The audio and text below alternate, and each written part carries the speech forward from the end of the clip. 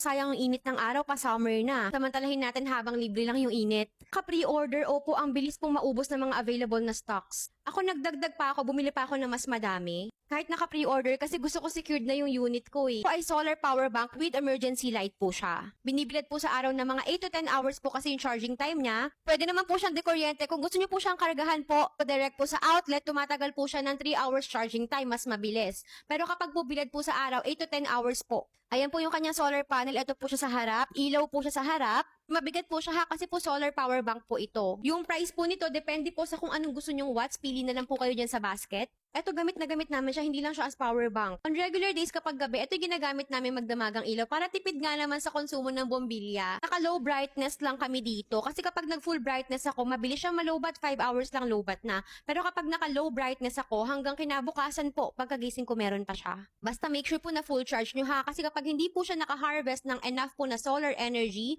yung solar power po niya na na-store, bilis po niyang ubusin yun so mabilis siyang malowbat. Make sure po full charge po siya. Mabilis talaga siyang malowbat kapag hindi niyo po siya na full charge or hindi niyo siya na charge na maayos. Ang saksakan po niya, compatible lang po dito ang USB ha. Sa ilaw naman po, ito po yung pindutan niya kapag po binuksan niyo siya. Meron siyang ganito po ka bright light.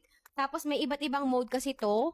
Depende po sa lakas po ng brightness yung tinatagal po ng ilaw niya. Meron din po siyang blinking lights. Kung naghahanap po kayo ng mga ganito mga solar po na ilaw, solar power bank, practical nga naman para makatipid tayo. Sayang ang init ng araw, pa-summer na. Samantalahin natin habang libre lang yung init.